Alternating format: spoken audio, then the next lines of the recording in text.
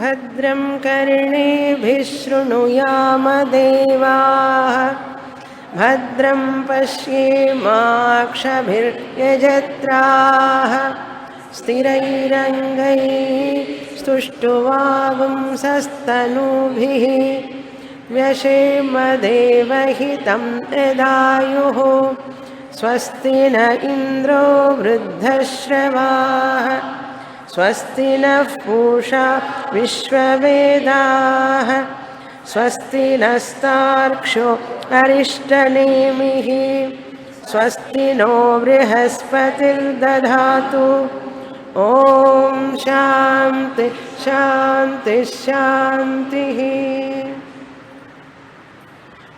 184వ page 6వ కారిక అజాతస్యైవ ధర్మస్య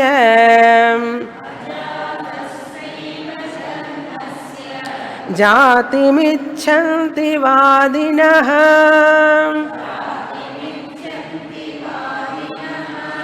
అజాతో హ్యమృతో ధర్మః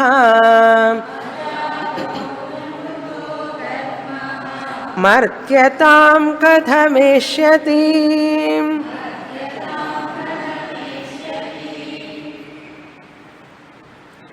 నాలుగవ ప్రకరణం అలాత శాంతి ప్రకరణం. ఇందులో గౌడపాదాచార్యుల వారు బ్రహ్మ జగత్కారణం కాదు అని నిరూపిస్తున్నారు. బ్రహ్మ జగత్కారణం అంటే ఈ జగత్తంతా కూడా బ్రహ్మ నుంచి పుట్టింది అనే వాదం సరి అయినది కాదు. 6, 7, 8 ఈ 3 కారికల్లో బ్రహ్మ అకారణం అని చెప్తున్నారు.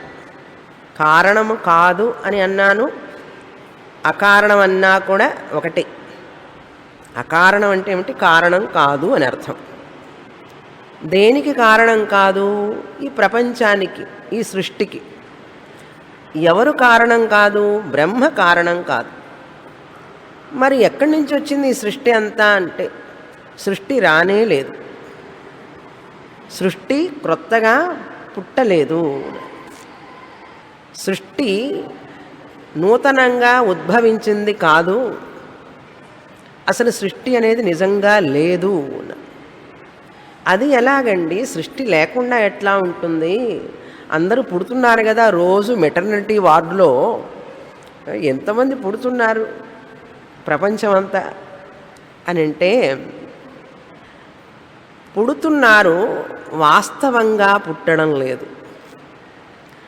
మనం అసలు పుట్టడం లేదనలేదు, వ్యావహారికంగా పుడుతున్నారు కానీ పారమార్థికంగా పుట్టడం లేదు. పుడుతున్నారు కానీ నిజంగా పుట్టడం లేదు. వ్యావహారికంగా మాత్రమే పుడుతున్నారు. మనం చెప్పేదేమిటి? నిజంగా పుట్టడం లేదు బ్రహ్మ నుంచి అంటే పారమార్థికంగా పుట్టడం లేదు అని మనం చెప్తున్నాం. వ్యావహారికంగా మెటర్నిటీ వార్డు లేకుండా పుట్టే జీవరాశులన్నీ కూడా, మెటర్నిటీ వార్డు లేకుండా ఎన్ని జీవరాశులు పుడుతున్నాయి? 83 కోట్ల జీవరాశులు. మెటర్నిటీ వార్డే లేదు. ఒక జీవరాశికే కదా మెటర్నిటీ వార్డు. ప్రసూతి ఆసుపత్రి మనిషికి మాత్రమే కదా, మనుష్య జాతికి మాత్రమే, మిగతా వాళ్ళకి లేదు. అవన్నీ కూడా వ్యావహారికంగా పుట్టినాయి అన్నారు. నిజంగా పుట్టలేదు, పారమార్థికంగా పుట్టలేదు. మరి ఈ వ్యావహారికం ఏమిటండి, పారమార్థికం ఏమిటి అంటే, నీకు పారమార్థికం అర్థం కాదు. ఇప్పుడు నీకు వ్యావహారికంటే కూడా తక్కువ సత్తా ఉన్నదేదో చెప్తాను, అప్పుడు నీకు ఈ పారమార్థికం అంటే ఏమిటో అర్థమవుతుంది అంటుంది శాస్త్రం. ఏమిటంటే అది వ్యావహారిక సత్తా. సత్తా అంటే రియాలిటీ. ఇప్పుడు మనం చూస్తున్న ప్రపంచం అంతా వ్యావహారికం. ఇప్పుడు క్లాస్ జరుగుతున్నది వ్యావహారికం. వ్యావహారికం అంటే ఏమిటండి అంటే వ్యవహారం జరుగుతున్నది ఎక్కడో అది వ్యావహారికం. వ్యవహారం ఇంటరాక్షన్ అంటారు. మీరు వింటున్నారు, నేను మాట్లాడుతున్నాను, వ్యవహారం జరుగుతున్నది ఇక్కడ. ఏమిటి వ్యవహారం అంటుంటారు కదా తెలుగులో, తమిళంలో కూడా అంటారు. ఏమిటి వ్యవహారం అంటే ఏమిటి సంభాషణ, ఏం మాట్లాడుతున్నారన్నారు. అది వ్యావహారిక సత్యం అంటే. అర్థమైందా? సింపుల్. నేను చెప్పిన దానికి మీరు తల ఆడిస్తుంటే వ్యావహారికం. అర్థమైందా? ఇది వ్యావహారిక సత్యం. మనం నిద్రపోయినప్పుడు కల వస్తుంది మనకు. కలలో ఎన్నో పుడతాయి వస్తువులన్నీ చూస్తాం మనం. అవన్నీ నిజంగా పుట్టినయ్యా? నిజంగా పుట్టినయ్యా? పుట్టలేదు. ఏనుగు పుట్టిందా? నిజంగా పుడుతుందా? అది చోటున్నదా పుట్టడానికి అసలు? కానీ పుట్టినట్లుగా అన్నారు. అప్పుడు కలలో ఏనుగు లేదా అండి అంటే ఉన్నది. కలకనేవాడు కలలో ఏనుగును చూశాడు, పామును చూశాడు, భయపడ్డాడు, అరిచాడు కూడా. కలలో అరిచి లేచి కూర్చున్నాడు. కలలో వాడికి కలలోవన్నీ నిజంగా పుట్టినట్లే. మెలకు రాగానే పుట్టినయా? పుట్టలేదే. అవన్నీ కూడా కల్పించబడినవి అన్నాం. చూసారా? అవన్నీ నా మనసులో నుంచే కల్పించబడినవి. వాటికి వ్యావహారిక సత్తా లేదు. కలగనేవాడున్నాడే ఈ జాగ్రత్త పురుషుడు, వీడికంటే అవి తక్కువ సత్యం. వ్యావహారికానికంటే తక్కువ సత్యమైనటువంటి కళని మనం ఏమన్నాం? ఏ సత్యం అన్నాం? ప్రాతిభాసిక సత్యం అన్నాం. ఇంగ్లీష్లో ప్రొజెక్టెడ్ రియాలిటీ అంటారు. ప్రాతిభాసిక సత్యం. కళ ఎవరి చేత ప్రొజెక్ట్ చేయబడింది? కళలో పదార్థాలన్నీ కూడా, వస్తువులన్నీ కూడా ఎవరు ప్రొజెక్ట్ చేశారు? నేనే. నిద్రలోకి పోయి నేనే ప్రొజెక్ట్ చేశాను. అప్పుడు నా నుంచే కదా కళ పుట్టింది. ఆ నా నుంచి పుట్టిన కళ నిజంగా పుట్టిందా? నిజంగా పుట్టలేదుగా. కానీ అనుభవానికి ఉన్నదా లేదా? ఉన్నది. అనుభవానికి ఉండి నిజంగా లేకుండా ఏదైతే ఉన్నదో అది కళ. అవునా? అది కలగనేవాడి కంటే కూడా అది తక్కువ సత్యం. ఈ కలగనేవాడు ఉన్నాడు చూసారా, ఈ వ్యక్తి ఎవరైతే ఉన్నాడో వాడిలో నుంచి వచ్చింది కళ. అవునా? కనుక నేను కళ కన్నాను, కళలో అన్నీ చూశాను, కానీ అవన్నీ సత్యం కాదు. ఎలా చెప్పగలుగుతున్నారు? మెలకు రాగానే ఒక్కటి లేదు. పాము పోతే పోయింది, డబ్బులు చూశాను అవి పోయినాయి, అన్నీ పోతాయి, ఏవీ ఉండవు. అదేవిధంగా రెండు సత్యాలు తెలిసినాయి కదా, వ్యావహారిక సత్యం, ప్రాతిభాసిక సత్యం. అదేవిధంగా మనం ఈ ప్రపంచం, ఇప్పుడు వ్యావహారిక ప్రపంచం మనం చూస్తున్నవన్నీ ఉన్నాయి, కానీ నిజంగా లేవు. కలలో చూసినవన్నీ ఉన్నాయి కలగనేటప్పుడు, కానీ నిజంగా లేవు. అదేవిధంగా ఈ ప్రపంచంలో చూసేవన్నీ కూడా అనుభవానికి ఉన్నాయి, కానీ నిజంగా లేవు, ఆత్మదృష్ట్యా లేవు. అర్థమైందా? అది అర్థమైతే ఇది అర్థమవుతుంది. అది ఎలాగో ఇది అలా. ఏమండి, కళలు అన్నీ చూసాం కదండి, లేవంటారు ఏమిటని చెప్పి నువ్వే చెప్తున్నావుగా లేవని. లేవని చెప్పడానికి నువ్వేం చేయాలి? దానికి మేలుకోవాలి. ఇక్కడ కూడా అంతే. ఏమండి, వ్యావహారిక ప్రపంచం లేదంటారు ఏమిటండి అన్నారు. నువ్వు వ్యావహారికంలో ఉన్నంతసేపు వ్యావహారిక ప్రపంచం సత్యం. నువ్వు ఈ శరీరానికి, వ్యావహారిక శరీరానికి, అహంకారానికి, ఈ యొక్క వ్యావహారికంలో ఉన్న ప్రపంచంలో వస్తువులకి సత్యాన్ని ఇచ్చినంతసేపు, అవి నిజం అనుకున్నంతసేపు అది సత్యం. అది సత్యం కాదు అని తెలియాలంటే నువ్వు మేలుకోవాలి. అది సత్యం కాదు అంటే నువ్వు మేలుకోవాలి. ఎక్కడికి మేలుకోవాలి? ఇప్పుడు నీ ఆత్మస్తురీయ ఆత్మస్వరూపానికి నువ్వు మేలుకోవాలి. మేలుకోవడం అంటే ఏమిటండి? ఏమైనా నిద్రపోతున్నానా నేను? అవును, నిద్రపోతున్నావు. ఎట్లా? అజ్ఞానమనే నిద్ర. అజ్ఞానమనే నిద్రలో ఉన్నావు. ఆ నిద్ర నుంచి నువ్వు మేలుకోవాలి. అజ్ఞానం అనే నిద్ర అయితే మేలుకొలుపు ఏమవుతుంది? జ్ఞానం. జ్ఞానం అనే దానికి మేలుకోవాలి నువ్వు. ఎలా మేలుకోవాలండి? ఎవరు మేలుకొలుపుతారు నన్ను అన్నారు. అక్కడ అలా మేలుకొలుపుతుంది, ఎవరన్నా మేలుకొలుపుతారు. ఇక్కడ ఎవరు మేలుకొలుపుతారంటే శాస్త్రం, గురు. లే, ఉత్తిష్టత, జాగ్రత్త, ప్రాప్య వరాన్ని బోధత. గురువు దగ్గరికి వెళ్ళు. అజ్ఞానంలో నిద్రలో ఉన్నావు నువ్వు, క్లాస్కి వెళ్ళి చదువుకో. అక్కడ దోమలు కుట్టినా సరే చదువు, ఇబ్బందులు ఉన్నా సరే చదువుకో, ట్రాఫిక్లో ఉన్నా సరే ట్రాఫిక్లో వెళ్ళైనా చదువుకో. అది ఉత్తిష్టత అంటే. ఇంట్లోనే కూర్చొని టీవీ ముందు కూర్చోవాకు, లే, తొందరగా వెళ్ళు క్లాస్కి. ఇంకా ఎప్పుడు చదువుతావు నువ్వు? నీకు ఎప్పుడు జ్ఞానం వస్తుంది? ఎప్పుడు ఈ నిద్ర నుంచి మేలుకుంటావు అంటుంది ఉపనిషత్తు. ఉత్తిష్టత, జాగ్రత్త. ఎవరితో అన్నారు? యమధర్మరాజు నచికేతుడితో అన్నాడు. ఏ ఉపనిషత్తులో? కఠోపనిషత్తులో. ఆయన అన్నాడు కానీ మనకు ఎంతమంది గుర్తున్నది? పాపం ఆయన అన్నాడు ఎప్పుడో, ఉత్తిష్టత జాగ్రత్త ప్రాప్యవరాన్ని బోధత. మనం ఏం చేస్తున్నాం? గుడుగుడు గుంజం, గుండె రాగం, పామున పట్టం, పడగే రాగం అన్నట్లుగా పిల్లలు, సంసారం, మనవాళ్ళు, మనవరాళ్ళు, ఈ గుడుగుడు గుంజం ఇందులో తిరుగుతున్నాం మనం. వారానికి ఒక క్లాసుకి రావడానికే కష్టపడుతూ ఉన్నాం. శాస్త్రం చెప్తోంది. కనుక ఈ జగత్ నిజంగా లేదు, వ్యవహారికంగానే ఉన్నది అని తెలుసుకోవాలంటే మేలుకోవాలి జ్ఞానానికి. కనుక బ్రహ్మ నుంచి ఈ జగత్తు నిజంగా పుట్టలేదు, కనపడుతున్నది. ఇక్కడ ఇంకొక విషయం తెలుసుకోవాలి. మేలుకొని నిద్రపోతున్నాడు చూసారా ఒక వ్యక్తి, జాగ్రత్త పురుషుడు, ప్రథమ పాద విశ్వ తైజసుడైనాడు. ఈ కలకనే పదార్థాలన్నీ ఆ విశ్వడి కంటే వేరా? ఆ తైజసుడు ద్వితీయ పాదంలో కలగంటున్నాడు, అన్నీ చూస్తున్నాడు. ఈ కలగనే వాడి కంటే, విశ్వడి కంటే ఆ వస్తువులన్నీ వేరా ఒకటేనా? ఒకటే. ఎందుకంటే వీడికంటే అవి వేరుగా లేవు.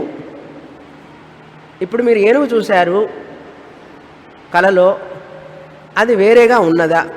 మీకంటే వేరుగా ఉన్నదా? ఇల్లు చూశారు, గుడి చూశారు, ఎన్నెన్నో చూశారు, అవన్నీ నిజంగా మీకంటే వేరుగా ఉన్నాయా? లేవు కదా. మీలోనే ఉన్నాయి, మీ నుంచే వచ్చినాయి, మీలోనే కనపడుతున్నాయి. అదేవిధంగా ఈ ప్రపంచం కూడా బ్రహ్మలో నుంచే వచ్చింది, బ్రహ్మం మీదనే కనపడుతున్నది, బ్రహ్మలోకే లీనమైపోతుంది. కానీ మనకు తెలియడంలే. అది తెలుసుకోవడానికి చదవాలి. అందుకని బ్రహ్మ అకారణం. అది తెలియకపోతే ఏమిటండి మాకు అన్నారు. తెలియకపోతే ఏముంది? కలలో భయం ఉంది, పామును చూస్తున్నాం, కలలో అన్నీ చూస్తున్నాం, భయపడుతున్నాం, మంటలు వస్తున్నాయి, వర్షం పడుతోంది, కుంభపోత, కలలో ఉన్నాం. ఏమొస్తుంది? ఆనందంగా ఉంటుందా? ఆ కలలో నుంచి అబ్బా పీడ కళ అని చెప్పి లేచి కూర్చుంటారు. ఎందుకంటే అంత దుఃఖమే కదా. అదేవిధంగా ఇక్కడ కూడా అంతే. మనం ఆ తురియ ఆత్మ నేను అని తెలుసుకోకపోతే, దాని మీదనే ఇవన్నీ కనపడుతున్నాయే కానీ ఇవి నిజం కాదు అని తెలుసుకోకపోతే, ఇవి నిజంగా పుట్టినవి అని అనుకుంటూ మనం దుఃఖపడుతూ ఉంటే, ఆ దుఃఖంలోనే మన జీవితం అంతా జరిగిపోతుంది. దుఃఖం వద్దా? నీకు దుఃఖం కావాలి? వద్దు. అయితే నువ్వు మేలుకోవాలి, తప్పదు. దుఃఖం కూడా పర్వాలేదులేండి, బాగానే ఉంది అంటే ఓకే, అప్పుడు నీకు మాండుక్యోపనిషత్తు వద్దు, అవసరం లేదు. దుఃఖం వద్దండి మాకు అని అన్న వాళ్ళకే ఉపనిషత్తులు. అర్థమైందా? అదే చెప్తున్నారు చూడండి. అజాతస్యైవ ధర్మస్య. ధర్మస్య అంటే ఈ జీవరాశులు 84 కోట్ల జీవాత్మలు అని అర్థం. 84 కోట్ల జీవాత్మలు, ఇంకా ఎక్కువే వచ్చుంటాయి. ధర్మస్య ఈ జీవాత్మలకి అంటే ఈ జీవాత్మలు, క్రిందటి వారం నేను అజాతివాదం, సత్కార్యవాద, అసత్కార్యవాద చెప్పేటప్పుడు పరమాత్మ నుంచి అని అన్నాను. వాళ్ళ దృష్టిలో పరమాత్మ కాదు, మన దృష్టిలో పరమాత్మ నుంచి. ఏమీ రాలేదు అన్నాం. కానీ సాంఖ్యుల దృష్టిలో ప్రకృతి జగత్కారణం. వాళ్ళకి పరమాత్మే లేడు, ఈశ్వరుడే లేడు సాంఖ్యులకి. వైశేషికులకు కూడా పరమాత్మ నుంచి వచ్చింది అని అనరు, వాళ్ళు అణువు నుంచి వచ్చింది అంటారు. సృష్టి అణువు జగత్కారణం అని అంటారు. ఆ పరమాత్మ నుంచి వచ్చింది అనేది మనం. నైయాయిక సాంఖ్యులు పరమాత్మ నుంచి వచ్చింది అని అనరు వాళ్ళు. వాళ్ళకి ప్రకృతి అణువుల నుంచి వచ్చింది జగత్ అంటుంటారు వాళ్ళు. వాళ్ళ సిద్ధాంతం అది. మనం ఏమంటున్నాం, మొదట పరమాత్మ నుంచి వచ్చిందని మనం చెప్తాం, ఊరికే బోధ చేయడం కోసం అధ్యారోపం అన్నాం. కానీ తర్వాత ఆ సృష్టిని మనం నిషేధిస్తున్నాం. చూసారా, ముందు చెప్తాం, తర్వాత నిషేధిస్తాం. అది జ్ఞాపకం పెట్టుకోవాలి మనం. సృష్టి జరిగింది అని మనమే చెప్తాం, ఉపనిషత్తే చెప్తుంది. ఆకాశం పుట్టింది, జలం పుట్టింది, వాయువు పుట్టింది, అగ్ని పుట్టింది, మనుషులందరూ పుట్టారు అని మనమే చెప్తాం. కానీ తర్వాత ఏం చెప్తాం, నిజంగా పుట్టలేదు, పుట్టినట్లుగా అని ఉపనిషత్తే చెప్తుంది మళ్ళీ. కానీ జనం ఏం చేస్తారంటే పుట్టింది అన్నప్పుడు మాత్రం అటెండ్ అవుతారు, నా జాయతే కించితున్నప్పుడు ఆల్ అవుట్ అన్నాడు, ఎక్కడన్నా బయటికి వెళ్ళిపోతాడు, క్లాస్కి రాడు. అప్పుడు ఏమైంది, అధ్యారోపం మాత్రం తీసుకుంటాడు, అపవాదం మాత్రం వినకుండా వెళ్ళిపోయినాడు. నాకంతా అర్థమైపోయింది అన్నాడు. ఏమిటంటే బ్రహ్మం నుంచి అన్నీ పుట్టినాయి అన్నాడు. తర్వాత చెప్పింది వినలేదురా అంటే ఇంకెందుకు వినడం, అంతా అయిపోయింది కదా అని. అందుకని పూర్తిగా వినకుండా ఉండేవాళ్ళు ఎక్కువ, పూర్తిగా వినేవాళ్ళు తక్కువ. పూర్తిగా విన్నా కూడా అర్థం కాని వాళ్ళు ఎక్కువ, అర్థం చేసుకునేవాళ్ళు తక్కువ. అందుకని ధర్మస్య అజాతస్య, అజాతః అమృతః ధర్మః, అజాతస్య ధర్మస్య అన్నారు. అజాతస్య అంటే జన్మ లేనటువంటి, పుట్టుక లేనటువంటి జీవరాశుల్ని, వాదినః జాతిమిచ్చంతి, ఈ వాదులు ఉన్నారు చూసారా, సాంఖ్య న్యాయ యోగ వైశేషిక, వీళ్ళందరూ కూడా జాతిం ఇచ్చంతి. జాతి అంటే ఏంటి, పుట్టుకని చెప్పడానికి ఇష్టపడతారు వాళ్ళు. నిజంగా పుట్టారు, నిజంగా పుట్టారని చెప్పడానికి ఇష్టపడతారు వాళ్ళు. ఇచ్చంతి వాళ్ళ వాదం అది. అందుకని అద్వైతం అందరికీ అర్థం కాదు. అర్థం కాదని చెప్పి ఏం చెప్తారంటే, ద్వైతంలోనే ఉండు, విశిష్టాద్వైతంలోనే ఉండు, హాయిగా ఉంటుంది నీకు, ఇప్పుడు అద్వైతం వద్దులే అని చెప్పి వదిలిపెడతారు. ఎందుకంటే ఇది అర్థం కాదని తెలుసు, కష్టం. జాతిం ఇచ్చంతి. ఇప్పుడు గౌడపాదాచార్యుల వారు అడుగుతున్నారు, కథం, ఏ విధంగా, ఎట్లా, కథం అజాతః అమృతః ధర్మః. అజాతః అంటే జన్మ లేనటువంటి, అజాతః అంటే జన్మ లేనటువంటి, అమృతః మరణం లేనటువంటి, మరణధర్మం లేనటువంటి, ధర్మ అంటే ఆ సత్యం పరం బ్రహ్మ. ఏదైతే పరమాత్మ నుంచి జీవాత్మలు పుట్టారు, జీవాత్మ వేరైపోయినాడు పాపం, అందుకే కష్టపడుతున్నాడు, అందుకే జీవాత్మలు పరమాత్మలో కలిసిపోవాలి, ఇవన్నీ మాట్లాడుతున్నారు చూసారా. ఈ జీవాత్మలో ఉన్నది సత్యం ఆత్మస్వరూపం, పరమాత్మ సత్యం ఆత్మస్వరూపం. ఆత్మస్వరూపంలో నుంచి నిజంగా ఏది పుట్టలేదు. పుట్టింది అంటే వికారం, వికారం చెందింది అంటేనే కారణం అవుతుంది. కనుక పరమాత్మ జీవాత్ముడిగా అయినాడు అంటే వికారం చెందితేనే కారణం అవుతాడు. ఆయన వికారి కాదు, అవికారి. అవికారి కాబట్టి అకారణం. ఆయన అకారణం కాబట్టి పరమాత్మ నుంచి జీవాత్మలు నిజంగా పుట్టలేదు. అది విషయం, అర్థమైందా. కారణం అన్నామంటే వికారం. ఇప్పుడు ఈ కుండ మట్టిలో నుంచి రావాలి అంటే, మట్టి కారణం అవ్వాలంటే మట్టి వికారం పొందాలి. మట్టి వికారమే కుండ, వికారం చెందకుండా కుండగా కనపడదు. కనుక వికారం చెందితేనే కుండగా కనపడుతుంది అన్నాం. కనుక వికారం లేకపోతే కారణం కాలేదు. కారణం కాలేదు అంటే దాని నుంచి ఎట్లా వస్తాయి అన్ని జీవాత్మలు. కథం అజాతః అమృతః. ఏదైతే మారుతుందో పుడుతుందో అది మరణిస్తుంది. ఏదైతే మారుతుందో పుడుతుందో దాని నుంచి పుడతాయో అది మరణిస్తుంది. కానీ ఇక్కడ మన యొక్క తత్వం తురీయ ఆత్మ దట్ ఈ పరమాత్మ అమృత, మరణధర్మం లేనివాడు. అమృత ధర్మ. మర్త్యతాం కథం మర్త్యతాం ఏష్యతి. ఇప్పుడు ఆ అమృతుడైనటువంటి పరమాత్మ గనక జీవాత్మగా మారితే ఇప్పుడు ఈ జీవాత్మలందరూ వీళ్ళకి మరణం ఉందా లేదా? ఇప్పుడు జీవాత్మలు మనుషులందరూ మరణిస్తున్నారా లేదా? ఇప్పుడు పరమాత్ముడు జీవాత్ముడైనాడంటే ఆయన మరణిస్తాడన్నట్టు అర్థమైంది. చూసారా? అమృతుడైనటువంటి పరమాత్ముడు పాపం జీవాత్ముడిగా అయిపోయినాడు. ఎందుకంటే ఆయన నుంచే కదా అన్నీ వచ్చినాయి. మరి చెప్తున్నారు కదా అందరూ, ఆయన నుంచే అన్నీ. మనం చెప్తున్నాం నిజంగా రాలేదు, వచ్చినట్లుగా అన్నాం. వాళ్ళేమంటున్నారు నిజంగా పుట్టాం మనం అంటే పరమాత్మ నుంచి పుట్టాం. ఇప్పుడు పరమాత్మే జీవాత్మగా పుడితే జీవులందరూ నశిస్తున్నారు కదా. మర్త్యతాం ఏష్యతి. అప్పుడు ఆ పరమాత్మ కూడా నశిస్తాడు. ఎందుకంటే జీవాత్మలన్నీ నశిస్తాయి కనుక పరమాత్మ నశించిపోతాడు. ఎందుకంటే పరమాత్మ జీవాత్మ కంటే వేరు కాదు కదా, ఆయన నశించిపోతాడు. అంటే పరమాత్మని కూడా మనం నశించేట్లు చేస్తాం. చూసారా?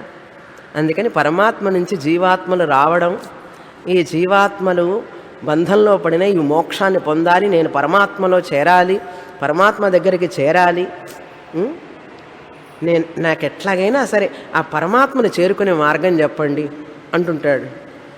పరమాత్మని చేరుకునే మార్గం ఆయన ఎక్కడున్నాడో చెప్తానన్నా. ఆయన ఎక్కడున్నాడో నాకు తెలియదండి, మీరే కనుక్కొని నన్ను ఆయన దగ్గరికి చేర్చండి అంటుంటారు. ఈ జన్మ సార్థకం చెయ్యండి, నన్ను ఆయన దగ్గరికి చేర్చండి అంటే శాస్త్రం చెప్తుంది అసలు నువ్వు ఆయన నుంచి వేరుగా ఉంటే కదా నేను చేర్చడానికి, నువ్వు ఆయన నుంచి వేరుగా ఉంటే కదా చేర్చడానికి. అట్లాగంటారా? ఆయన నుంచి వేరుగా లేనా నేను అన్నారు. నువ్వు వేరుగా ఉన్నానని అనుకుంటున్నావు, పరమాత్మ కంటే వేరు అని అనుకుంటున్నావు. నీవు అనుకోవడం నీ భ్రమ. వేరుగా ఉన్నానని అనుకొని ఆ పరమాత్మలో చేరడమే మోక్షం. ఆయనలో నేను చేరాలి, ఒకటి కావాలి, ఆయనలో ఐక్యం కావాలి అన్నారు. నువ్వు విడిగా పోతే కదా ఐక్యం కావడానికి. మరి విడిగా పోతే నాకు ఎందుకండి దిగులు చింత ఇవన్నీ అన్నారు. నీ దిగులు చింత అంతా కూడా నీకు అజ్ఞానం వల్ల వచ్చింది. నేను జీవాత్మని, ఆయన పరమాత్మ, ఆయన ఎక్కడో ఉన్నాడు, పాహిమాం రక్షమాం, పాహిమాం రక్షమాం అని చెప్పి ఆయన ఎక్కడో పెట్టేసి నువ్వు ఏడుస్తూ కూర్చుంటావు. శాస్త్రం అంటుంది ఇంతకంటే పిచ్చి పని ఇంకొకటి ఉందా? నువ్వు అసలు పరమాత్మ కంటే వేరు కాదు, నువ్వు వేరు కాలేవు, నువ్వు ఎప్పుడూ ఒక్కటే, ఆ పరమాత్మే స్వరూపమే నువ్వు అని తెలుసుకో, నీ భ్రాంతి పోవాలి అన్నారు. అది విషయం. అందుకని చెప్తున్నారు తర్వాత కారికలో, స్వభావం అనేటువంటిది ఆ పరమాత్మ స్వరూపం అమరణ ధర్మం స్వభావం. అమృతత్వం ఇది స్వభావం పరమాత్మకి. అది మర్త్యత్వం, మరణధర్మాన్ని పొందడం అనే ప్రశ్న లేదు. పరమాత్మే ఈ జీవాత్ముడు పరమాత్మ నుంచి వేరైనాడు, మరణధర్మం పొందాడు అని చెప్పి అనుకుంటుంటారు. అది తప్పు. పరమాత్మ ఎప్పుడూ అమృత స్వరూపుడే, ఆయనకు మరణధర్మం లేదు. కనుక ఈ జీవాత్మను కూడా పరమాత్మ కంటే వేరు కాదు, మరణధర్మం లేదు అని తెలుసుకోవాలి. మరణం ఎవరికి ఉన్నది? శరీరానికి ఉన్నది. శరీరం నశిస్తుంది. చదువుతాం కారిక, 7వ కారిక. నభవత్యమృతం మర్త్యం నమర్త్యమమృతం తథా ప్రకృతేరన్యథా భావః న కథంచిత్ భవిష్యతి.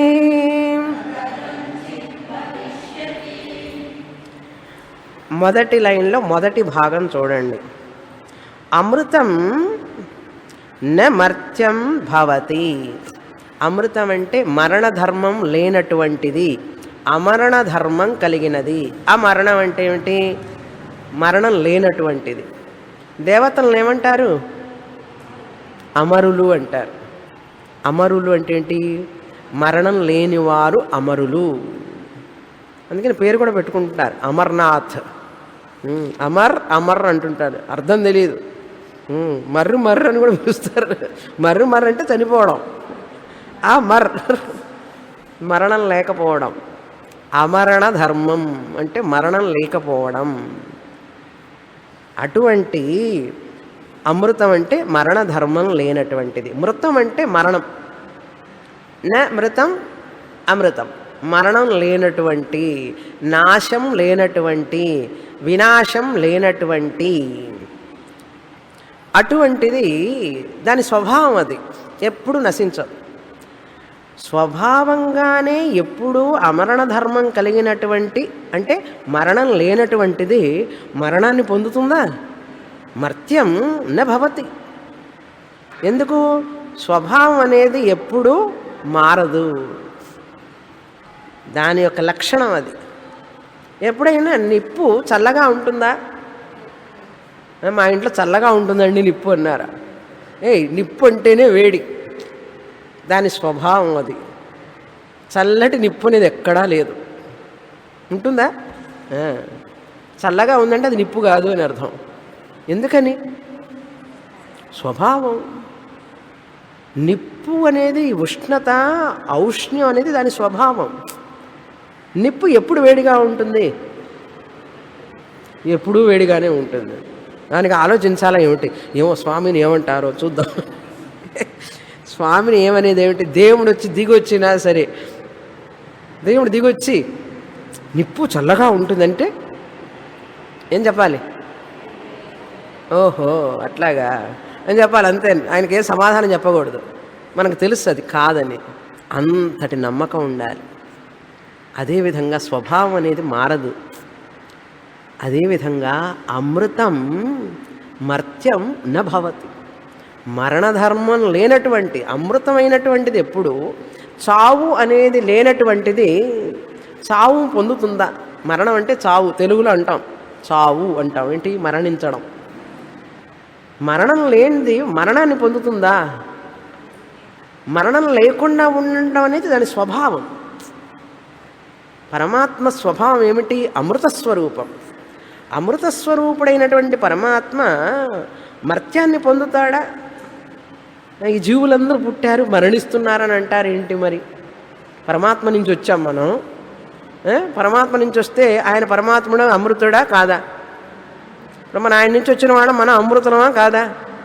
ఇప్పుడు మరణం పొందామంటే ఆయన మరణం పొందినట్టు అవుతుంది. కనుక అమృతోమా అమృతంగమయ, మృత్యోర్మా అమృతంగమయ అన్నారు. ఈ మృత్యు ఉన్నది అనే భావన నుంచి మమ్మల్ని అమృతత్వం అనే భావన మాలో తీసుకురా అని అర్థం. గమయ అంటే తీసుకుపోని కాదు అర్థం. ఈ మృత్యు ఉన్నది నాకు అనే భావన నుంచి నన్ను బయట పడేయి. క్లాస్కి వెళ్ళేటట్టు బుద్ధి పుట్టించు, బాగా చదివేటట్టు బుద్ధి పుట్టించు. కానీ బుద్ధి ఉన్నది స్వామిని, ఇక్కడ నొప్పి అక్కడ నొప్పి. నేను బాగానే ఉన్నాను, మా ఇంట్లో ఆవిడకి నొప్పి. ఆవిడకి ప్రాబ్లం లేదా ఆయనకి ప్రాబ్లం, ఏదో ప్రాబ్లం. ఏదో ఒకటి చెప్పి తురియ ఆత్మని చెప్పకుండా తప్పించుకుంటున్నాం. అది తప్పించుకుంటే ఏమిటన్నాడు? దుఃఖపడతాం. అది విషయం. అమృతం మర్త్యం న భవతి. Full stop. తర్వాత మరణం కలిగినటువంటిది ఎప్పుడూ కూడా అమృతాన్ని పొందలేదు. మరణించేటటువంటి అంటే నాశనం అయ్యేటటువంటి స్వభావం కలిగినది దాన్ని శాశ్వతంగా ఉంచగలరా? చెప్పండి. నశించడం దాని స్వభావం. ఇప్పుడు శరీరమే ఉన్నది. ఏమండి, నా శరీరం మాత్రం కాయకల్పం చేసి బ్యూటీ పార్లర్కి పోయి యోగా చేసి దీన్ని కొంచెం శాశ్వతంగా ఉంచుతానండి. ఉంచగలరా? మరణధర్మం కలిగిన దాన్ని మర్త్యం అమృతం న భవతి. తురీయ ఆత్మ అమృతం, దానికి మరణం లేదు, అది నా స్వరూపం. దేహం మరణధర్మం కలిగినటువంటిది. ఎందుకని? దాని స్వభావం అది. కానీ మనం ఏం చేస్తున్నాం? దీన్ని శాశ్వతంగా ఉంచడానికి ఎంత కష్టపడుతున్నాం. నువ్వు ఎంత కష్టం ఉన్నా పడు, ఇది మాత్రం నేను ఉండను పోతుంది. ఎందుకు భయపడుతున్నాం దీని యొక్క మరణాన్ని గురించి అంటే, అది నేను అనే తాదాత్మ్యాన్ని పొందాం. నేను అని పొందడం వల్ల దీనికి పుట్టినటువంటి కుట్టి కూన ఉంది చూసారా, దాని మీద కూడా మమకారం మనకు. దానికి ఏమన్నా అయితే తట్టుకోలేను, ఏమంటే దీనికి అయితే తట్టుకోలేను. మొదట దీనికి సంబంధించిన వాళ్ళకి ఏదన్నా అయితే తట్టుకోలేను. నువ్వు తట్టుకోనంత మాత్రం అది ఆగుతుందా? అందుకనే దీన్ని దేహ అన్నాడు చూసారా, దహన యోగ్య దేహ. ఆ బర్నింగ్ వార్డుకి వెళ్ళి చూడండి, ఒళ్ళు కాలిన వాళ్ళు, కాళ్ళు కాలిన వాళ్ళు, చెవులు ముక్కులన్నీ కాలిన వాళ్ళు, వాళ్ళ రూపాలు చూడండి ఎట్లా ఉంటుందో. అటువంటిది ఈ శరీరం వ్యాక్స్ లాగా అయిపోతుంది, ఎంతోసేపు పట్టదు. అటువంటి వ్యాక్స్ లాగా అయ్యేటటువంటి ఈ క్షుద్రమైన శరీరాన్ని పట్టుకొని మనం ఎంత అభిమానమో. నా గురించి నాకు బాధ లేదు స్వామిని, నా గురించి అసలు నాకు బాధే. చక్కగా చెప్తాం, అందరికి వేదాంతమే చెప్తాం. నా గురించి నాకు అసలు ఏం అక్కర్లేదు స్వామి, నేను అన్నీ వదిలిపెట్టాను, కానీ మా వారి గురించి నాకు బాధ, అదే మా అబ్బాయి గురించి బాధ, మా అమ్మాయి గురించి బాధ, మా మనవడి గురించి బాధ. అంటే ఏమిటి అర్థం? Dash dash dash. దానికి చెప్పాలి, మర్త్యం అమృతం న భవతి, అమృతం మర్త్యం న భవతి, మర్త్యం అమృతం న భవతి. అంటే పరమాత్మ ఎప్పుడూ అమృత స్వరూపుడు, ఆయనలో వికారం లేదు, ఆయన నశించడం, జీవాత్మగా వచ్చి జీవాత్ముడు నిజంగా పుట్టాడంటే పరమాత్మే నశించిన వాడవుతాడు. కనుక పరమాత్మే జీవాత్ముడిగా కనపడుతున్నాడు. కనుక ఈ జీవాత్ముడికి మరణం ఉందా? ఇప్పుడు లేదు. ఎవరు పుట్టింది? ఎవరు? శరీరం పుట్టింది కాబట్టి నశిస్తుంది. తురి ఆత్మ పుట్టలేదు, పరమాత్మ పుట్టలేదు, కనుక నాశం లేదు. ఇప్పుడు నువ్వెవరు? జీవాత్మ, పరమాత్మ, కనుక నాకు మరణం లేదు. అది విషయం. ఇప్పుడు బయటపడాలంటే ఒక్కటే మార్గం చూసారా, నాకు మరణం లేదు. నాకు నేను అన్నది శరీరం అనుకున్నావా? భ్రాంతి. దానికి మరణం ఉంది, వ్యాధి ఉంది, జర ఉన్నది. కానీ తురియ ఆత్మనైన నేను చైతన్యాన్ని, ఉనికి, ఎరుకని, దీనికి మరణం లేదు అని తెలుసుకోవాలి. అమృత మర్త్యం న భవతి, మర్త్యం అమృత న భవతి. అయితే ఏమిటన్నాడు? ప్రకృతేరన్యథాభావ. ప్రకృతి అంటే ఏమిటి? దాని స్వరూపం, దాని స్వభావం, అది వేరుగా మారటం. అన్యథాభావ అంటే వేరేగా ఉండడం, వేరుగా ఉండడం. ఇప్పుడు ఈ యొక్క పువ్వు ఉంది చూడండి, ఇది దీని వాసన ఉన్నది, దీనికి రేపు గులాబీ పువ్వు వాసన వస్తుందా? ఏమండి సడన్గా మల్లెపువ్వు, జాజి పువ్వు, గులాబీ పువ్వు వాసన వస్తుందని ఎప్పుడన్నా చూసారా? దీనికి గులాబీ పువ్వు వాసన రాజు, దీని వాసన గులాబీ పువ్వుకు పోదు. అవునా? ఏమిటది? అది ప్రకృతి, దాని స్వభావం. ఇనుము ఎట్లా ఉంటుంది? నల్లగా ఉంటుంది. బంగారం ఎట్లా ఉంటుంది? పచ్చగా మెరుస్తూ ఉంటుంది. ఎప్పుడన్నా కొంచెం బంగారం నీ యొక్క ఆ మెరుపుదలంతా నాకు ఇవ్వు, ఆ పచ్చదనం నాకు ఇవ్వు అంటే ఇనుము మెరుస్తుందా? కాకి కూడా ఒకసారి కోకిలమ్మని అడిగిందట, నీ గొంతు చాలా బాగుంటుంది, నాకు కాస్త ఇస్తావా అని అడిగిందట. అందుకని కాకి కోకిల దగ్గర తిరుగుతోందట. స్నేహం చేస్తే ఏమన్నా గొంతు వస్తుందేమని. నేను అరిచేటప్పుడు కాకా అంటున్నది, కోకిలలాగా వస్తుందా? కాకే, కోకిలే. ఏమిటంటే కోకిల దాని ప్రకృతి స్వభావం, అది స్వభావం అనేది మారుతుందా? మారదు కదా. అదే అంటున్నారు, ప్రకృతి స్వభావం అనేది అన్యథా అంటే వేరుగా, అన్యథా భావ అంటే వేరే అవడం, వేరుగా మారడం అనేది లేదు. ప్రకృతేరన్యథాభావ న కథంచిత్, ఎప్పటికీ మారదు, ఎప్పటికీ మారదు. మా ఇంట్లో జాజిపువ్వు, గులాబీ పువ్వు వాసన వస్తుందండి అని అన్నారు, వస్తుందా? రాదు. ఎప్పుడు కథంచిత్, ఎప్పటికీ ప్రకృతి అంటే దాని యొక్క స్వభావం, దాని స్వరూపం ఎప్పుడు ఒకే రకంగా ఉంటుంది. పరమాత్మ అమృత స్వరూపుడే, దేహం మృతస్వరూపం. దీనికి మరణం ఉంటుంది, పరమాత్మకి ఎప్పటికీ మరణం లేదు. తురియ ఆత్మకి ఎప్పటికీ మరణం లేదు. ఇప్పుడు నేను తురియ ఆత్మనే, శరీరాన్నే. శరీరం అన్నారంటే అది కూడా ఒప్పుకోవాలి. ఏది? మరణం కూడా. మరణం కూడా ఉందండి. నాకు ఆనందంగా చెప్తారా? అమ్మో వద్దండి. ముసలితనం, వ్యాధి, మరణం అన్ని దేహానికి. అందుకని నేను కాదు అది. దీనికి లా ఏమిటి తెలుసా? నియమం తెలుసుకోవాలంటే ఒక్కటే కిటుకు. దాన్ని కిటుకు అంటారు తెలుగులో. కిటుకు చెప్తాను. కిటుకు అంటే సీక్రెట్ పాయింట్. నాది నేను కాదు. నాది నాది అనుకున్నది నీది కాదురా. ఇప్పుడు నాది అన్నాం ఈ శరీరం అండి, ఈ పుష్పం, అది వాచ్ నాది, నాది అన్నాం. నాది అన్నది నేను కాదు. జాగ్రత్తగా వినండి. నాది, ఈ వాచ్ నాది. నాది అన్నది నేను కాదు. ఈ శరీరం నాది, ఈ కాలు నాది, ఈ చెయ్యి నాది, ఈ శరీరం మొత్తం నాది. అంటే ఏమిటి? అర్థమైందా? అప్పుడు నువ్వు శరీరానికి కాకుండా వేరే ఎవరు వాడు? ఆ శరీరాన్ని తెలుసుకునేవాడు చైతన్యం. శరీరాన్ని తెలుసుకునేవాడెవరో వాడు నేనే. శరీరాన్ని ఎవరు తెలుసుకుంటున్నారు? నేను. అప్పుడు నేనే ఆ ఆత్మ చైతన్యాన్ని, ఇది శరీరం నాది, నాది నేను కాదు, అంటే నాకంటే వేరైనది. ఇది మర్త్యం, నేను అమృతం.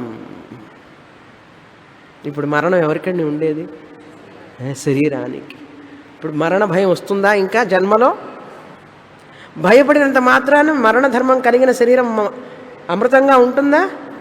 ఉండదు. పోతే పో అని చెప్పాలి. పోతే పో. ఎప్పుడు పోతావో నాకేం తెలుసు, పోతే పో. ఎప్పుడు పోతావో చెప్పు పో అని అడుగుతానా? అర్థమైందా? అందుకనే జ్ఞానికి దిగులు చింత ఉండదు. అర్థమైందా? ఆనందంగా ఉంటాడు ఎప్పుడు. ఎందుకంటే ఎప్పుడూ ఉంటాడు ఆయన.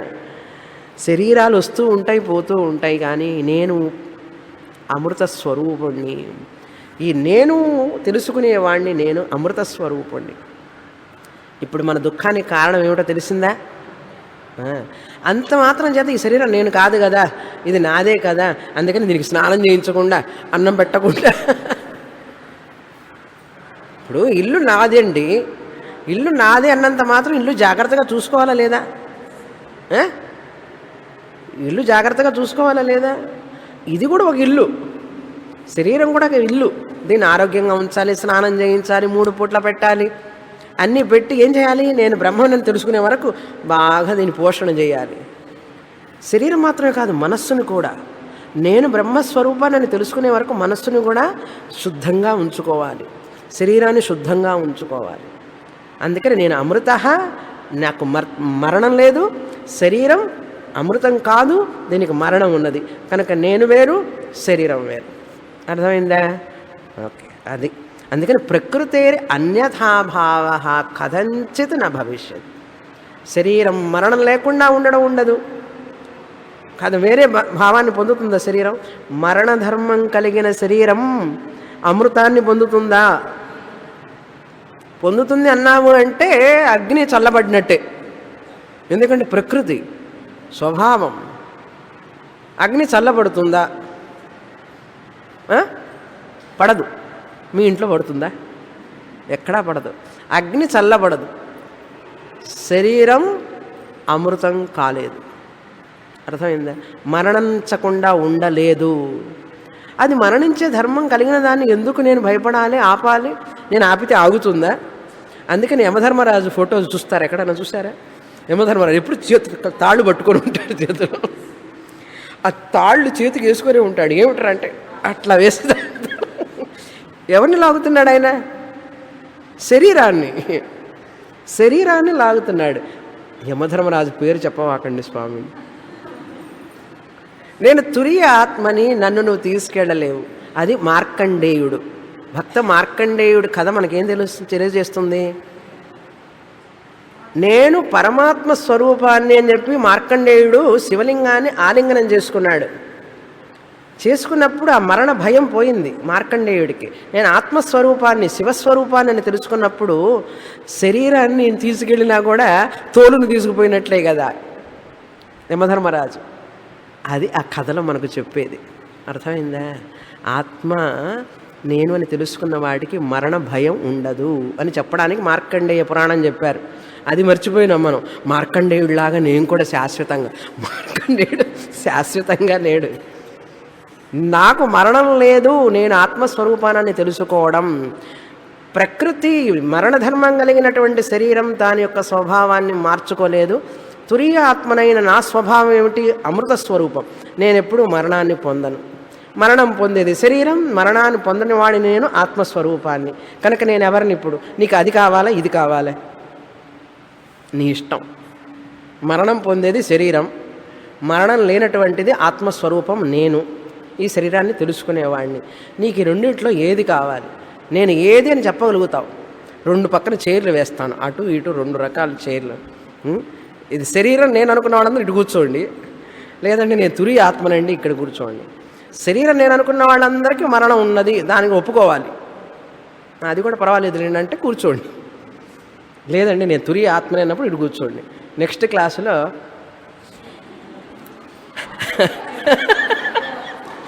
ధైర్యంగా కూర్చోవాలి. ధైర్యంగా. అవును, అనుమానం అండి నాకు తురి ఆత్మ, అందుకే మధ్యలో నుంచుంటాడు. ధైర్యం ఉండాలి. చూడండి, దానికి ధైర్యం కావాలి. ప్రకృతి అన్యథాభావ కథంచితన భవిష్యత్. అందుకని శరీరం దానికి ఎన్ని చేసినా కూడా అది పోయే సమయానికి పోతుంది, ఎవరు ఆపలేరు. అందుకని దానికి భయపడవలసిన పని లేదు. ఆత్మనైన నాకు మరణం లేదు కనుక నేను ఎప్పుడూ అమరుణ్ణి. తర్వాత కారిక. స్వభావేనామృతో యస్య ధర్మో గచ్చతి మర్త్యతాం కృతకేనామృతస్తస్య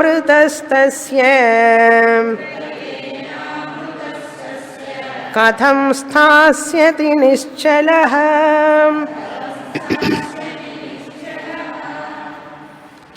స్వభావేన అమృతః. స్వభావంగానే నేను అమృత స్వరూపుణ్ణి.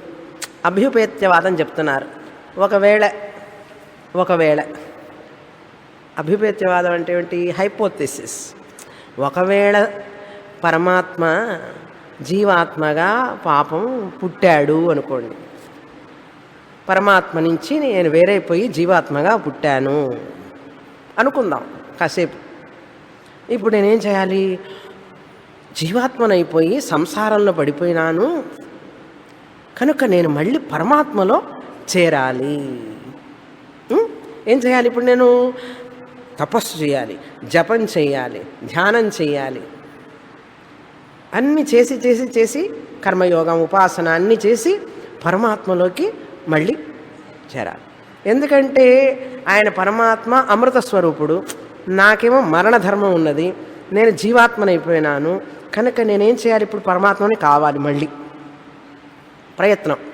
పరమాత్మని కావాలంటే ఆషామాషిగా కాలేవు. అందుకని నువ్వేం చేయాలి? కాస్త మంత్రాలు చెప్పాలి, పూజలు చేయాలి, ధ్యానం చేయాలి, మంచి మంచి పనులన్నీ చేయాలి. ఇవన్నీ చేసిన తర్వాత నిన్నేం చేస్తాడు పరమాత్ముడు? నువ్వు నా దగ్గరికి రా అని తీసుకుపోతాడు. అవునా? ఇప్పుడు మరణాన్ని పొందాను, మర్త్యుణ్ణి అయిపోయినాను, జీవాత్మని అయిపోయినాను, మళ్ళీ అమృతాన్ని పొందాలి. ఒకవేళ అమృత స్వరూపుడైనటువంటి పరమాత్మ నుంచి జీవాత్మ మర్త్యుడిగా వచ్చి మళ్ళీ అమృతుడు కావడానికి ప్రయత్నం చేస్తే, మర్త్యుడైన వాడు మళ్ళీ అమృతుడు కావాలి. సరే, మళ్ళీ అమృతుడు అయినాడు, మళ్ళీ మర్త్యుడు కాడని నా గ్యారంటీ ఏంటి? మళ్ళీ వస్తావు, మళ్ళీ వచ్చి మళ్ళీ మళ్ళీ జపం తపం, మళ్ళీ అమృతం, మళ్ళీ ఎక్కడికి పోతే అక్కడికి మళ్ళీ తిరుగుతూ ఉంటాడనమాట. అంటే అమృత స్వరూపుడైనటువంటి పరమాత్ముడిలో నుంచి జీవాత్ముడు మరణధర్మం కలిగి పుట్టి మళ్ళీ అమృత స్వరూపాన్ని పుడితే అది శాశ్వతంగా ఉంటుందని ఏంటి గ్యారంటీ? చెప్పండి. మళ్ళీ మళ్ళీ వెళ్ళావు, మళ్ళీ వస్తావు, మళ్ళీ వెళతావు. బొంగరంలాగా తిరుగుతూ ఉంటావు నువ్వు, రాట్నంలాగా. అదే చెప్తున్నారు చూడండి. ధర్మ అంటే పరమాత్మ, స్వభావేన అమృత పరమాత్మ. స్వభావేన అమృత ధర్మ అంటే స్వభావసిద్ధంగా పరమాత్మ అమృత స్వరూపుడు. మర్త్యతాం గచ్చంతి, జీవాత్ముడైనాడు, వేరుపడ్డాడు. ఆ పిల్లవాడి కథ చెప్పానా, అమ్మ ఒళ్ళోనే పడుకొని అమ్మ కంటే వేరేగా ఉన్నానని చెప్పి దిగులు పడ్డాడు. అలాగే ఇప్పుడు ఆ పరమాత్మ నుంచి వచ్చినటువంటి ఈ జీవాత్ముడు, నేను పరమాత్మ నుంచి వేరైపోయినాను, ఆయన అమృత స్వరూపుడు, నేను మరణస్వరూపం ఉంది నాకు. మర్త్యతాం గచ్చతి వచ్చింది ఇప్పుడు. అందుకని నేనేం చేయాలి ఇప్పుడు? సాధన చేయాలి. సాధన చేసి చేసి ఏం చేయాలి? ఆయనలో ఐక్యమైపోవాలి. ఆయనలో ఐక్యం అవ్వాలంటే ఏం చేయాలి? మళ్ళీ అమృత స్వరూపుణ్ణి కావాలి నేను. ఈ మృత స్వరూపా నుంచి బయటపడాలి. మర్త్యతాం గచ్చతి, పరమాత్మ మర్త్యతాం గచ్చతి అంటే మరణధర్మాన్ని కలిగిన వాడు అయినాడు. ఎవరు? ఈ జీవాత్మ. తర్వాత ఏం చేస్తాం? యస్య మర్త్యతాం గచ్చతి అంటే మరల సాధనలు చేసి పరమాత్మ అయినాడు. కథం అమృత స్థాస్యతి నిశ్చల. ఒకవేళ అమృతత్వాన్ని పొందినప్పటికీ కూడా ఆ అమృతత్వం శాశ్వతంగా ఎట్లా ఉంటుంది అని అడుగుతున్నాను నేను. ఒకసారి జీవుడయ్యి మరణధర్మాన్ని పొందితే నేను అమృతుడిని అయినా కూడా మళ్ళీ అది ఉంటుందని ఏంటి నాకు గ్యారెంటీ? మళ్ళీ ఉంటుందని ఏంటి గ్యారెంటీ? కథం స్థాస్యతి, ఎలా అది స్థిరంగా ఉంటుంది? నిశ్చలంగా ఉంటుంది. మళ్ళీ తిరిగి రావాల్సి వస్తుంది. పునరపి జననం పునరపి మరణం, మళ్ళీ తిరిగి వస్తాను. తస్య కృతకేన, ఎందుకంటే నేను ఈ యొక్క పుణ్యకార్యాలు చేసి చేసి చేసి పరమాత్మలో లీనమైనాను. ఇప్పుడు ఈ పరమాత్మలో లీనం కావడానికి నేనేమేవో చేశాను, అవునా? పుణ్యకార్యాలన్నీ చేసిన తర్వాత వచ్చింది అది. ఈ చేసిన వల్ల వచ్చింది ఆ పుణ్యం ఉన్న చూసారా, నశిస్తుంది. అది నశించంగానే నువ్వు పరమాత్మలో పోయినవాడు ఏమవుతావు? మళ్ళీ వెనక్కి వస్తావు. కృతకేన అన్నారు. అంటే తపస్సు చేసి ధ్యానం చేసి రకరకాల పుణ్యకర్మలు చేసి నేను పరమాత్మలో ఐక్యమైనాను. ఆ పుణ్యం అయిపోగానే మళ్ళీ వస్తావు. అర్థమైందా? కనుక అట్లా వచ్చేది కాదు ఇది. నువ్వు రాను లేదు, విడిపడను లేదు, నువ్వు ఏ సాధనలు చెయ్యక్కర్లేదు, నువ్వు మళ్ళీ ఆయనలో కలవక్కర్లేదు. ఎందుకంటే వేరైతే కదా కలవాలి. నువ్వు కలిసావంటే మళ్ళీ వేరవుతావు. చూసారా? నేను పరమాత్మలో కలిశాను అంటే ఎందుకు కలిశాను? వేరైనాను కనుక కలిశాను. నేను వేరైనాను కనుక కలిశాను. ఒకవేళ కలిసిన వాడు మళ్ళీ వేరు కాడని ఏమిటి గ్యారెంటీ? చెప్పండి. పరమాత్మ నుంచి వేరై వచ్చాను, పుణ్యకార్యాలన్నీ చేసి పరమాత్మలో లీనమైనాను. ఆ పరమాత్మలో లీనమైనప్పుడు మళ్ళీ సంయోగం, మళ్ళీ వియోగం, కలయిక వియోగం, కలయిక వియోగం. చూసారా? కృతకేన అంటారు దాన్ని. కనుక పరమాత్మలో లీనం అవ్వడం అనేది ఏదో ఒక పని చేయడం వలనో ఒక పుణ్యకార్యం చేయడం వలనో జరిగేది కాదు. అసలు నువ్వు పరమాత్మ కంటే దూరంగా ఉన్నాను అనుకోవడమే భ్రాంతి. ఆ తీసేయాలి ఆ నోషన్.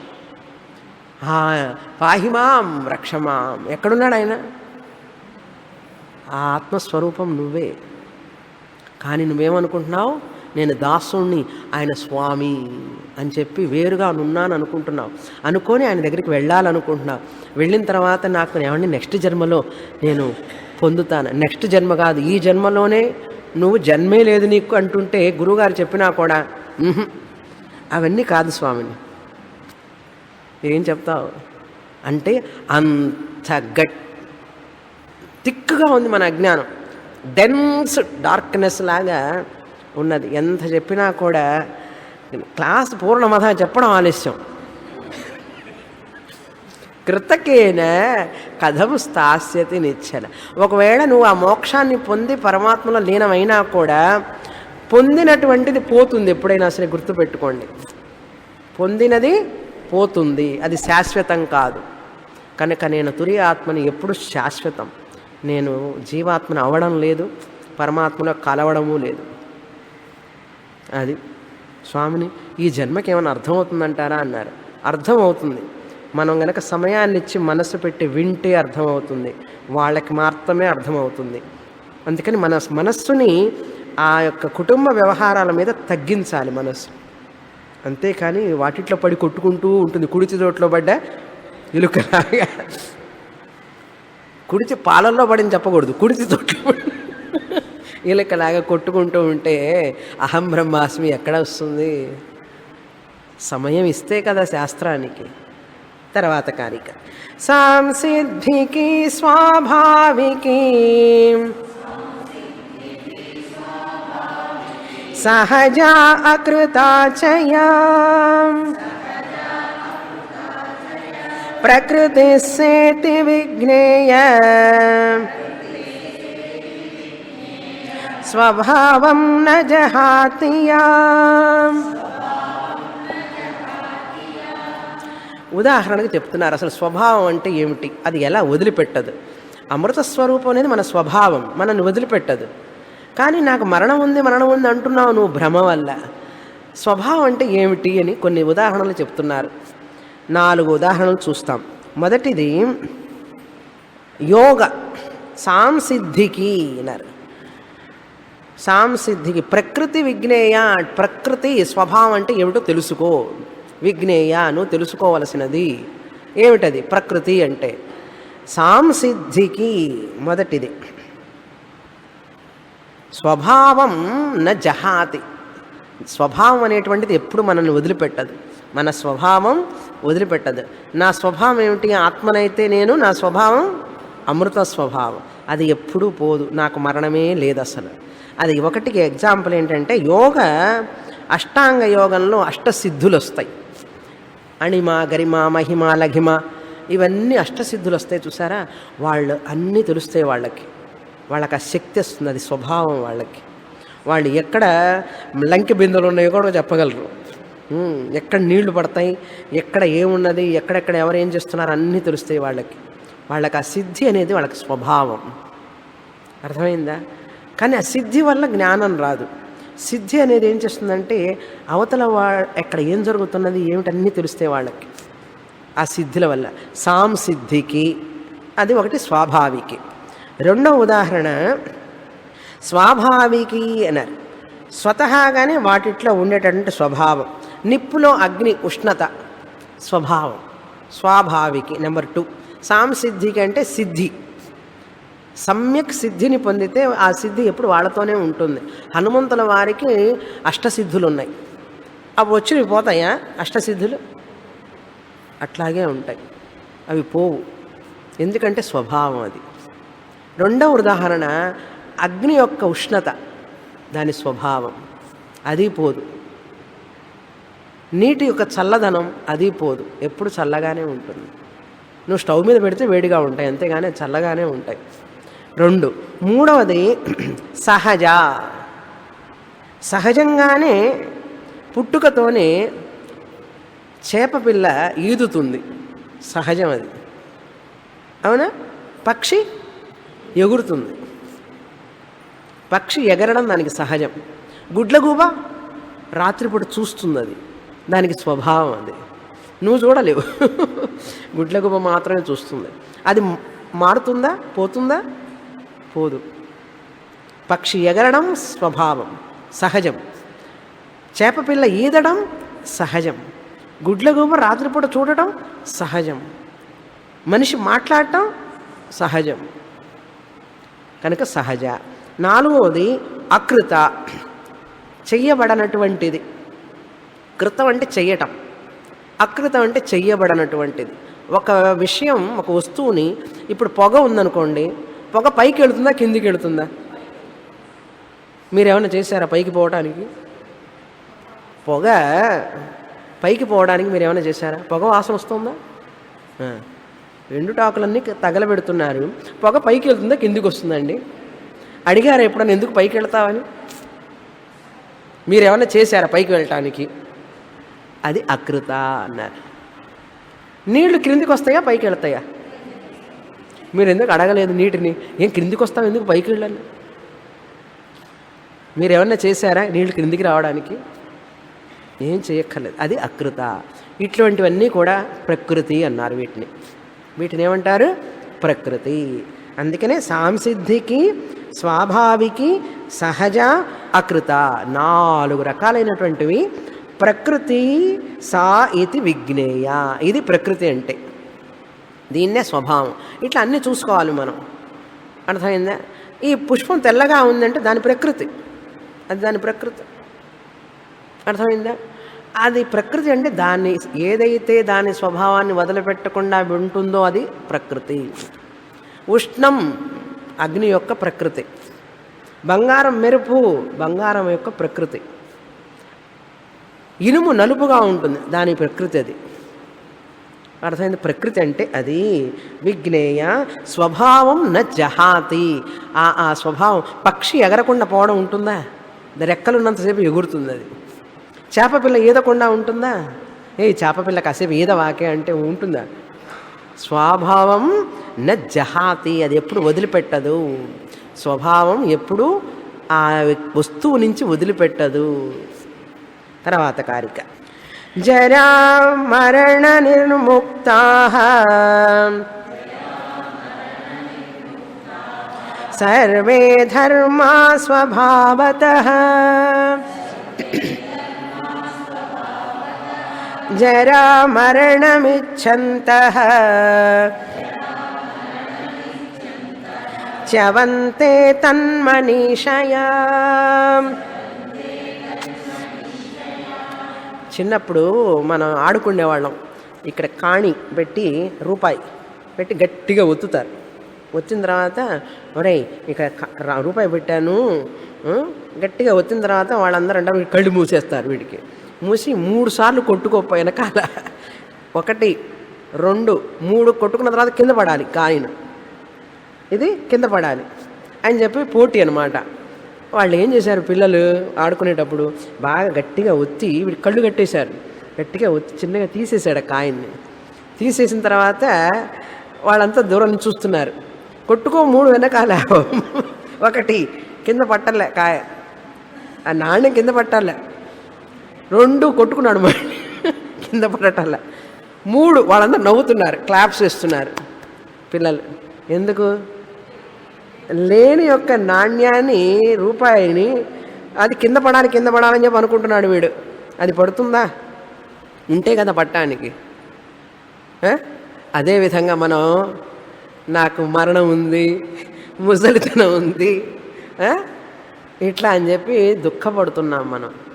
శాస్త్రం అంటుంది, నవ్వుతున్నది, నీకు మరణం లేదు, ముసలితనం లేదు, వ్యాధి లేదు, అవన్నీ శరీర ధర్మాలు. చూడండి, జరా మరణం నిర్ముక్తాః. నిజంగా నువ్వు నిర్ముక్తం, లేనటువంటి వాడివి. ఏమిటది?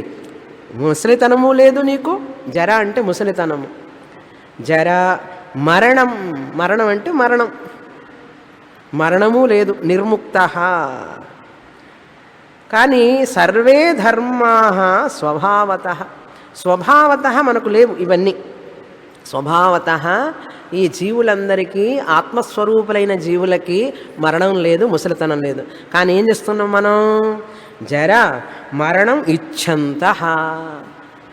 నాకు మరణం ఉంది, నాకు ముసలితనం ఉంది, ముసలితనం వస్తే నన్ను ఎవరు చూసుకుంటారు, పిల్లలు చూస్తారో లేదో, ఏమవుతుందో ఏమో, ఇట్లా దిగులు పడుతూ కూర్చున్నాడు.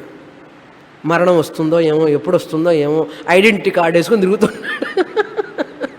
సెల్ ఫోన్ ఒకటి పెట్టుకొని ఎక్కడ పోతున్నానో ఏమో, పుసుక్కుమని పోతుంది ప్రాణం అని భయపడుతున్నాడు. లేని పామును చూసి పాము పాము అని చెప్పి చెమటలు పడుతున్నది. అదేవిధంగా మరణం లేదు, వ్యాధి లేదు, జ్వరము, ముసలితనం లేని వాడిని నేను. కానీ దేనికి బాధపడుతున్నాను నేను ఇప్పుడు? చవంతే. చవంతే ఏమిటంటే పడిపోతున్నాం మనం. పడిపోవడం అంటే ఏమిటి? ఈ మరణ బాధతో, వ్యాధి బాధతో, ముసలితనం బాధతో దిగులు పడుతున్నాం అహోరాత్రుళ్ళు. లేని వాటిని గురించి దిగులు పడుతున్నాం. అవసరమా? అక్కడ పాము లేదు కానీ నీకు చెమటలు పడుతున్నాయి. పాము లేనప్పుడు నువ్వు ఎందుకు భయపడటం? పాము ఉన్నదనుకొని భయపడుతున్నావు. కాయిన్ లేదు కదా ఇక్కడ, కానీ ఉన్నదనుకొని కొట్టుకుంటున్నావు. జర, మరణం, వ్యాధి, ఈ 3 నీకున్నాయా నిజంగా? మరి ఎందుకు దిగులు పడతావు? అండ్ ముసలితనం వస్తే పిల్లలు చూడాలి, చూడటే లేదు వాళ్ళు. మరణం వస్తే మా పిల్లవాడి దగ్గర ఉండాలి. మరణం అనుకుంటున్నాం అంటే శరీర అభిమానం, శరీరానికి ఉన్న మరణం, దానివల్ల భయం. 24 గంటలు మనిషి వ్యాధి, జరా, మరణ, దుఃఖాలతో కొట్టుమిట్టాడుతున్నాడు. నిజంగా అవి లేవు వాడికి, శరీరానికి ఉన్నాయి, దాన్ని నువ్వు మార్చలేవు. చూడండి, చవంతే తన్మనీషయ, ఆ భావనతో. తన్మనీషయ అంటే ఈ భ్రమలో పడి మనిషి కొట్టుమిట్టాడుతున్నాడు అన్నాడు. గౌడపాదాచార్యుల వారు అడుగుతున్నారు, ఎందుకు నువ్వు అంత కొట్టుకుంటావు? ఇది నువ్వు మార్చలేవు కదా, ఈ ముసలితనాన్ని నువ్వు మార్చలేవు. దీని ప్రకృతి స్వభావం. ప్రకృతి స్వభావాన్ని దాన్ని ఒప్పుకో. నీకు ఆత్మస్వరూపుడైనటువంటి నీకు మరణం లేదు, ముసలితనం లేదు, వ్యాధి లేదు, అది ఒప్పుకో. మనం ఏం చేసాం? మిక్స్ చేసాం. శరీరానికి ఉన్న మరణ ధర్మం, వ్యాధి ధర్మం, ముసలితన ధర్మం నాదిగా తీసుకొని నేను అనే దిగులు పడుతున్నావు. కానీ ఇప్పుడు ఏం చేయాలి? నేను తురియ ఆత్మని, పరమార్థిక సత్యం. ఇది ఒక కళ లాంటిది శరీరం. దీనికి ఏమున్నాయి? శరీరానికి 3 ఉన్నాయి, చెప్పండి. ముసలితనం, జర, వ్యాధి, రోగం, మరణం, మృత్యు. దీన్ని ఆపగలరా? ఆపలేని దానికోసం ఎందుకు దిగులు పడాలి? పోతే పోనివ్వండి, ఎప్పుడు పోతుందో నీ చేతిలో ఉందా? ఎప్పుడు ఏ వ్యాధి ఎవరికి ఎక్కడొస్తుందో ఎవరికి తెలియదు. లేని దాని గురించి, రాని దాని గురించి ఎందుకు దిగులు పడతావు?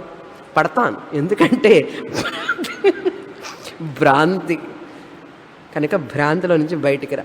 ఇక్కడ లేనటువంటి కాయిన్ ఉన్నదనుకున్నావు, చూసావా? ఈ జరా, మరణ అనేటువంటివి కూడా అంతే. లేనటువంటి వాటిని ఉన్నది అనుకుంటున్నావు.